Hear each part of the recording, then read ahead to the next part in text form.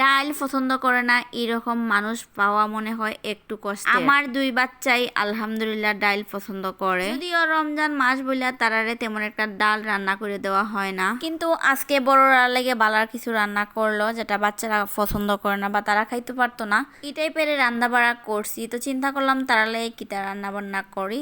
পরে বা ফ্রিজে সবার লেগে আজকে একটু ডাল ভুনা করি, যদিও আমি কোনো কুক না, এর মতো করে রান্না করার চেষ্টা করি আমার পরিবারের সবাই লাগে, আর তারাও কম বেশি আমার রান্নাটা পছন্দ করে। তারা এখন পর্যন্ত আমার রান্না করা ডাল বা অন্য কিছু ট্রাই করছে, তারা কোনোদিনও খারাপ কইছে না।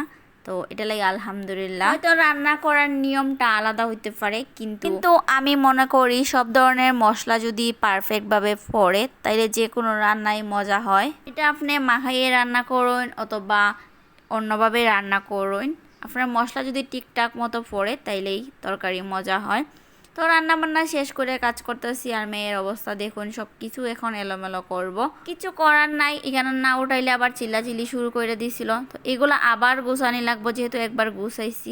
যাই হোক, কাজ অর্ধেকটা রাইকে আবার তার এখানে আইলাম, আর সুন্দর একটা বাতাস আইতেছে। তারপর এই যে আমার রান্নাঘরটা টুকিটাকি সুন্দর করে গুছাইয়ে রাইখে দিলাম। আসলে বাচ্চা লইয়ে যতটুকু পারি আর কি করার চেষ্টা করি, আর এটা হচ্ছে আমার রান্নাঘরের সবচাইতে পছন্দের জায়গাটা আর কি। রান্নাঘরটা আপনার কাছে কীরকম লাগে বা আমার রান্না বান্না আপনার কাছে কীরকম লাগে অবশ্যই কমেন্ট করে জানাইবেন। আর আজকের ব্লগটা আশা করি আপনার কাছে খুব বেশি ভালো লাগছে। আল্লাহ হাফেজ।